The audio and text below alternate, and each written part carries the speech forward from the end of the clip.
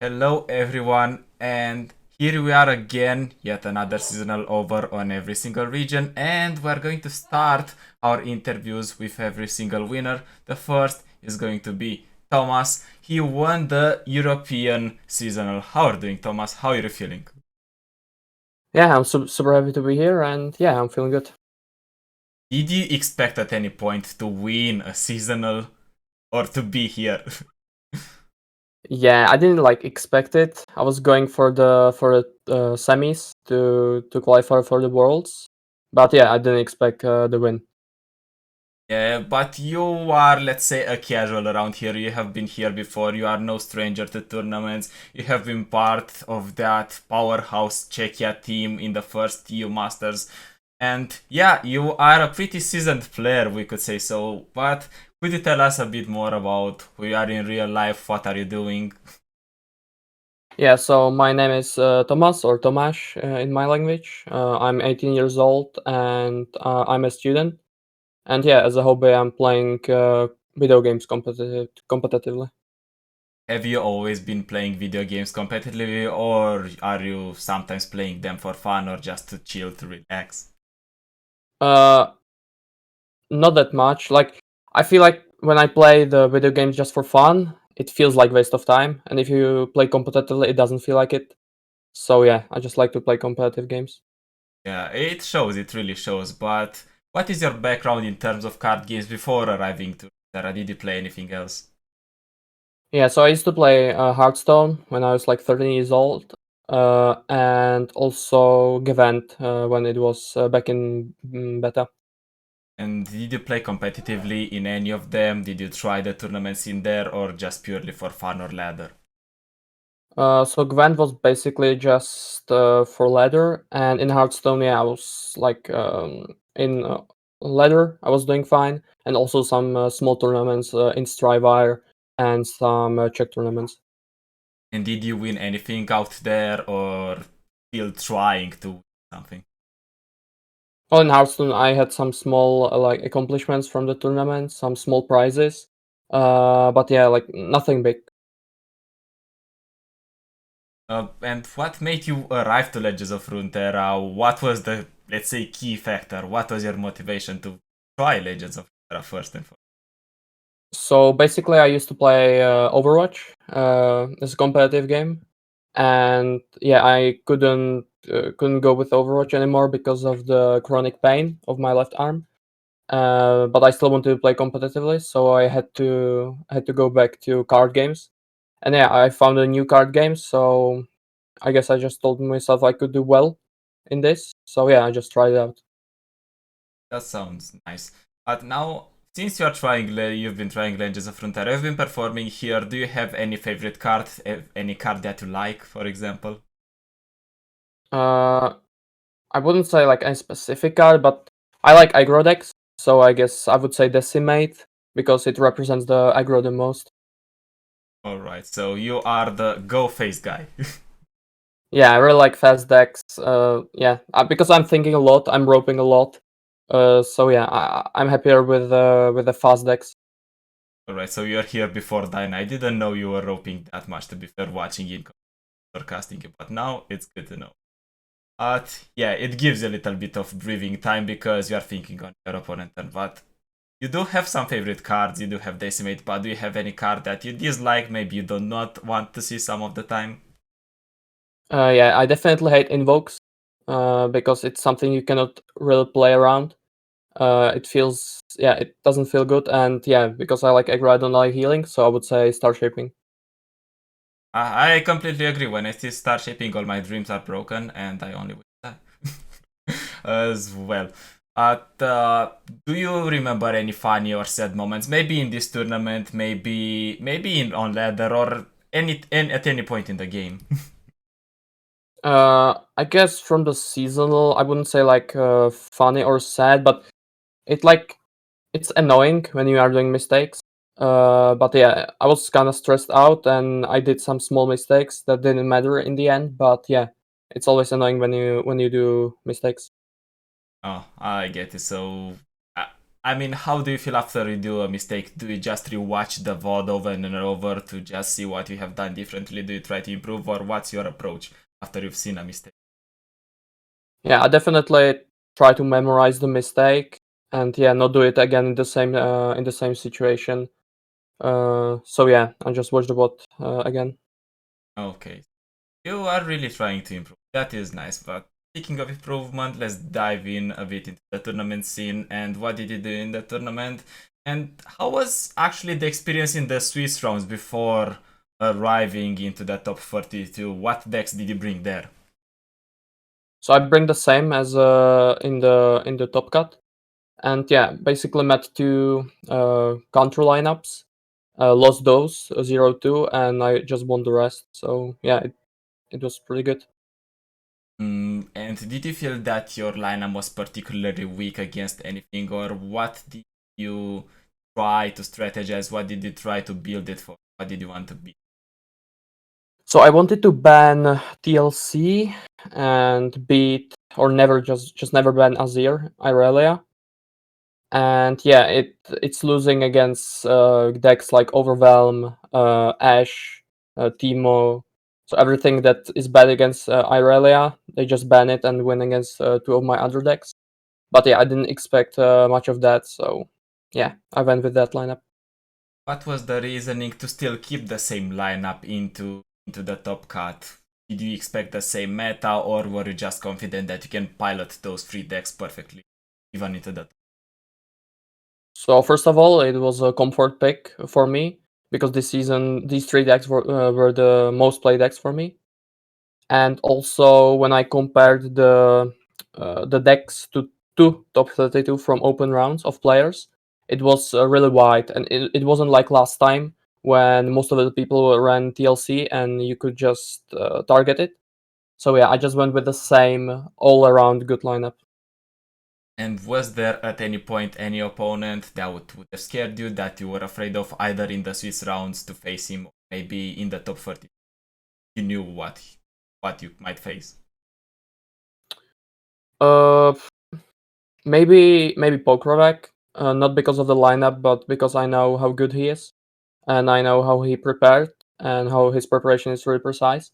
So yeah, like the most respected player for me was definitely Pokrovec. How did you feel when you might not face him, for example? Well, then I'm happy if I don't face him, right? So yeah, in terms of lineups, I basically just prepared for like for the first like four, because also I wanted like in my position I wanted to have a point for worlds if I don't make the semis. So I really wanted to win in first two rounds, especially the first, because I had a 7-2 scores, and with the losses I didn't have any win in those, so I had only 14 points. So yeah, I was going for the win in the early stages. So here you are, instead of just getting the points, you won the whole thing, so now you do not need to worry anymore. You are there. Yeah, exactly. But was the tournament meta the one that you expected, or was anything that surprised you, that caught your attention? So everything that I met was kind of what I expected. But yeah, after the tournament, I saw people running like thralls, deep, and stuff like that. I don't have much experience against it, so I wouldn't say it surprised me. I just hope not to face it. And yeah, it was fine for me. We've been speaking about decks, so let's move to the actual bread. Let's move to the decks that you have brought. Because the first deck, I think there is no surprise. I think people would have expected to see Trash Nasus quite a lot. Why did you bring it? Why is this first and foremost, you said, a comfort deck for you? Yeah, so I think it's super flexible. Uh, it has been here for a while, and yeah, for my strategy to keep Irelia open, I think this is the ideal deck for it. And I think the deck really doesn't need much innovation. You are just mixing and matching with the cards, playing with the ratios of cards. And one thing that catches my attention is you are running one of the box. Why are you running just one of the box or the one? So cards like Box, I think, are really good in open decklist format. So yeah, it's there for IRL, of course, and I don't think I want more because I can just double draw trash. I mean, and yeah, I didn't want to make other matchups bad, so I just ran one box, so people have to play around it. But what about of one right of negation? Because I know some people are running two instead of one. What is your reasoning for running just one of them? So basically, it's because I'm banning TLC, and I think the best reason to run a double right is against TLC. So yeah. All right. I do see that you are playing just one copy of Wings and the Wave. I think we see more copies of those in more aggressive versions. Did you try for this version to be more mid-rangey at its core? So in open rounds, I ran two and only one right of calling, but yeah, I was kind of expecting Narcissus. So yeah, I just went with one more right of calling. So it's more. So I have basically a higher chance of getting Nessus and Trash. And did you meet your expectation? Did you face a lot of trash Nasus or just fewer than expected? Think I expected enough Thresh Nessus to this call to be right. So yeah, I was happy with adding the right of calling. Would you take this version for a spin on ladder, or do you think it needs some adjustments for people that would like to play Trash Nasus but on ladder? I think on ladder now there's too much TLC, so I would run like double deny. Uh, Not sure about the box because like on ladder people will play around it even if you don't have it when they don't know your list. So maybe don't run the box, but otherwise it's fine.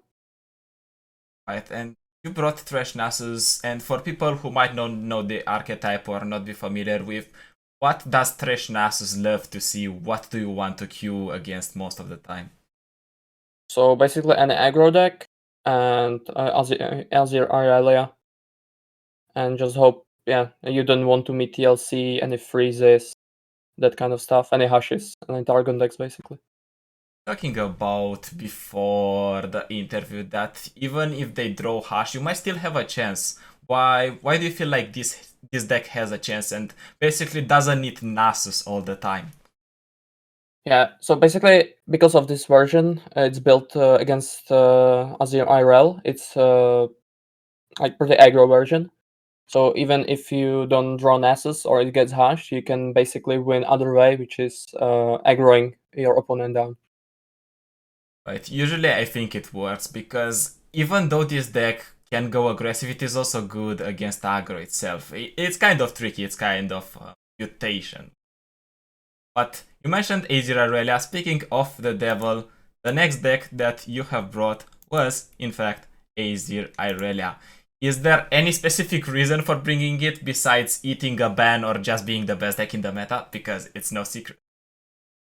Well, again, it was my comfort pick because this was my most played deck this season. And originally, I wanted to play Draven Ezreal instead of her, but I didn't like that in Draven Ezreal you basically need to draw the Tribeam to the deck being good. So I was like, yeah, this is a S plus tier deck, so why don't just run it, right? Even though when some aggros will try to beat it, I still feel like it's too good to be targeted. And yeah, as you said, sometimes it a ban. I know that some people are playing a voice of the reason Marshall is not a consideration anymore. Why did your version not run any of those? So basically, the voice is basically win more card because yeah, like you need to have it, and you need to have a champion leveled up. And once you have champion level up, you in 80%, 85% of the games you just win anyway. So yeah, it kind of felt useless. Right, but I'm seeing here right of calling. Is this right of calling attack against a specific matchup, or do you just have free slots so you want to fill it with something that is doing a job some of the time? So basically, the Rite of Calling is there instead of second retreat, but it makes the deck more consistent because you want Irelia and Azir. So yeah, that's why it's there. Alright. Then again, this deck has been figured out. There is no secret towards how to build it. It's still just mixing and matching the ratios. And I'm seeing that you're running just one retreat. Why is the reason behind it? Yeah, basically because I wanted to play the Rite of Calling. I was thinking about double retreat because it's really good against Draven Ezreal. But yeah, I just went for the consistency of drawing the champions, and other cards. I think all of them are basically needed. So yeah, I just ran with this. One card that might be breaking yet so important in this deck is Homecoming, and I think I've been seeing people most of the time running too. You are running free. Again, why run so many Homecomings? What's the reason? Well, because of the counter decks, basically. The triple homecoming makes it so the Azir area is not that bad into stuff like Overwhelm, Dragons, and Thresh Nessus. Of course, it's worse against aggros, but as I said, I don't think aggros are that good against the Azir area. It's not that favorite like in Tech Thresh Nessus. So yeah, that's why I ran 3. And what's the typical scenario when you want the Homecoming against the matchup that you specified, if the people would like to know? Well, basically, you want to have Dias on the board, and you want to homecoming the most precious or the most expensive card that the opponent has on the board. It can be Nessus, it can be Screeching Dragon from Dragons, or anything any of the big overwhelms from Sejuani Renekton. I understand. I completely agree. Now, again, this deck is very good into the current meta, so I would not ask you what do you want to face with it, but I'd rather ask you what do you not want to see when you're playing Easy Aurelia. Well, Fresh Nessus that is stacked, or the aggro version. Also, dragons are not ideal. And yeah, some of the aggros, but yeah, I think dragons and Thresh Nessus are the worst matchups. I think Trash Nasus usually isn't that bad of a matchup. It always feels very clutch for both players. Why do you think people have that feeling, or do you have that feeling when you're playing the matchup? Well, the problem with the matchup for Azir Aurelia is the early game and the Val Feast. You can try to have different win cons of duo and then like level up Azir. But yeah, Thresh Nessus is really good to deal with all of that. But yeah, sometimes you can win if they don't have enough good enough early game, and then you just homecoming the big threats that are Thresh or Nessus. So it's winnable, but it's not ideal.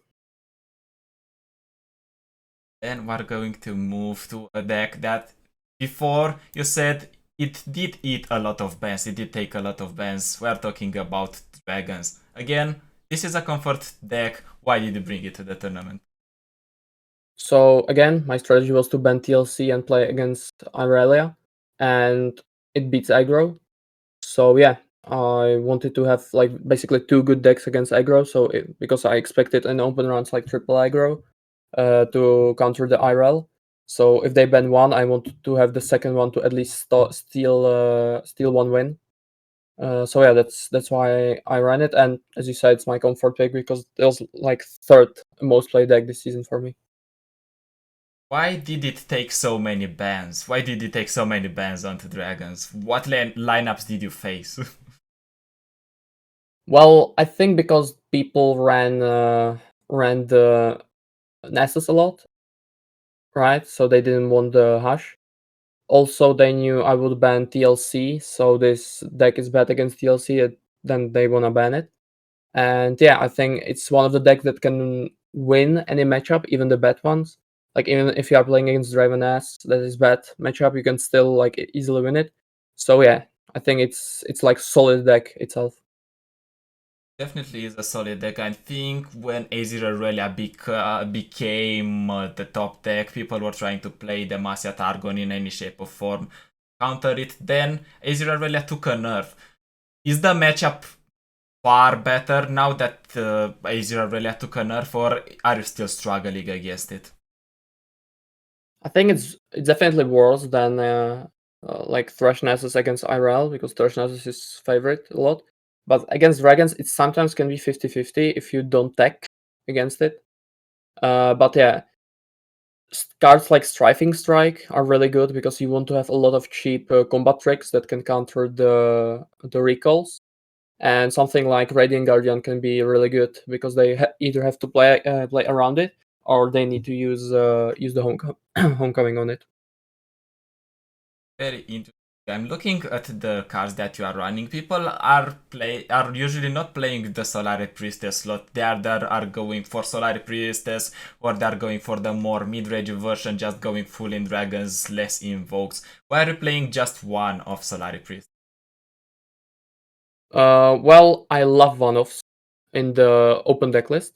So if I can, I'm playing as much one-offs as I can, because people have to play around it, and if it doesn't make the deck like unstable or inconsistent, I'm fine with playing the one-offs.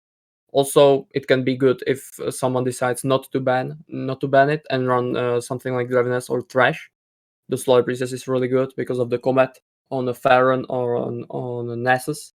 And yeah, as I said, I hate invokes, but yeah, Slow Priestess is really good. Think of one of Solaris Sunforger and Radiant Guardian, both crucial healers in your deck. What are you trying to mind game out of your opponent when you're playing one of Solaris Sunforger, respectively one of Radiant Guardian?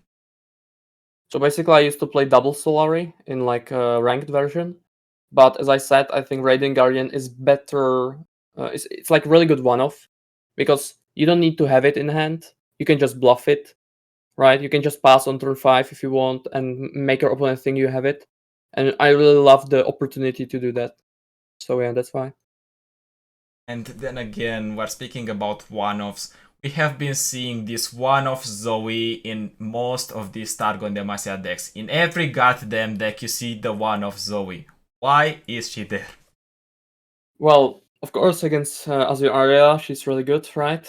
Because it's elusive, it can block the duo. And yeah, you don't want to get bricked with multiple Aurelian Souls in your hand. And because of the Dragon's Clutch, you can cycle your deck. So yeah, I don't think you need triple soul unless you want to go for the mirror. We have been seeing people experimenting with the concept of Targon Demacia, and I think a la ZQ, Shihu were players that dropped Aurelian Soul and they went for the Zoe Shivana version, more mid-rangey, playing even Fused Fired Brand. Would you play such a version in a tournament, or still stick with this standard list, if you can call it that? Well, I think it's not that bad because I think it's even better against IRL. But I didn't play it much on ranked, and I was fine with this version. Also, I think it's good against some decks that are not really meta and are slow. So yeah, I just ran with this version, but definitely the version without the soul is viable because you can just level up Zoe and win that way. Right, it makes. Now, we have seen all of your decks we have been going through, but if you had the choice in the top cut instead of going for this lineup again, would you change anything, or would you still stick with it? I think I would still stick with it. I was thinking about countering TLC or going the triple aggro because not because of like the Azure area, but because of the decks that want to destroy TLC, meaning deep, trolls, etc. But yeah, I just looked at the decks that were played from the opponents, and it was too wide. So I think the best way was just running the comfort picks and the decks I played in open runs. I'm smiling now and laughing because you mentioned triple aggro, and your final opponent, Fresh Lobster, was playing triple aggro. So, what restrained you from playing triple aggro yourself? Why not? Well, because I was kind of afraid of lineups like mine, basically, that are like fine against aggro, something like the Nessus, Draveness, and Dragons, which is like a really solid lineup that I originally wanted to play. And yeah, it's only a week basically, and I didn't want to like change anything. So yeah, I didn't have enough data that would make me switch. Like, I've been watching overall the seasonals, Asia, Southeast Asia, Americas, and Triple Agro, there was quite favorite when I've seen it on broadcast, has been winning games. Why do you think it has a place in this meta, or at least in this tournament meta?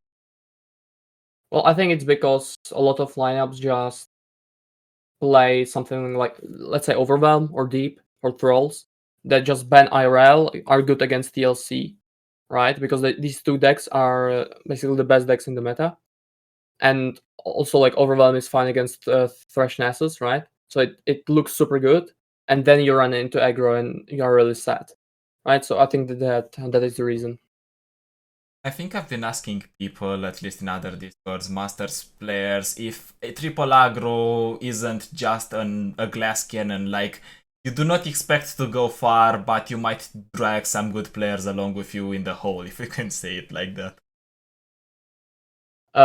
Yeah, like, the triple aggro can be really good if you expect that like multiple of your first opponents will run something like the Ash, Overwhelm, Thralls, etc. So yeah, it can be fine. You can basically high roll your opponents right to the finals. But yeah, I just felt that my lineup was all around better. Right, I've been asking you if you would change anything to your lineup, but I would like to ask you if you would like to change anything to the format to Riot Lock. Maybe to the number of rounds or anything to the tournament. You feel that something didn't click, something.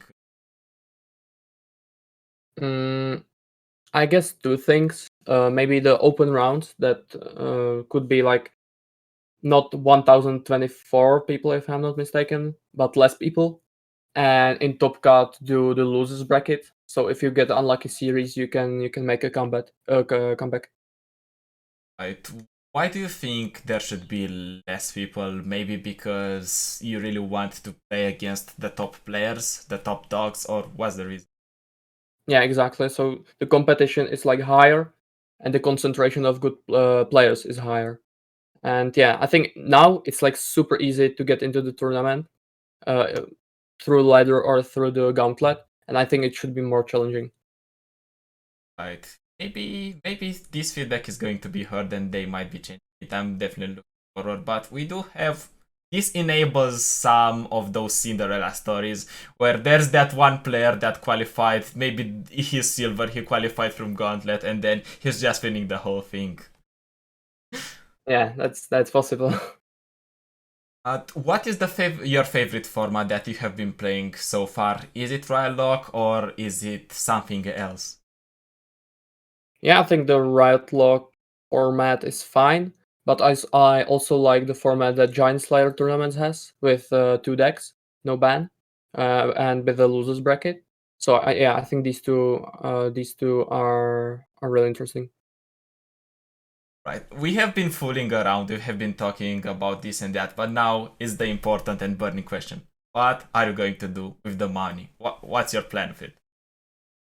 So when I get the money, I will just store them.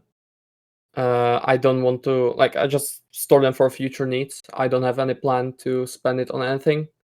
I'm not the kind of guy that spends any amount of money. So as long as I don't need to spend, I will not. Right.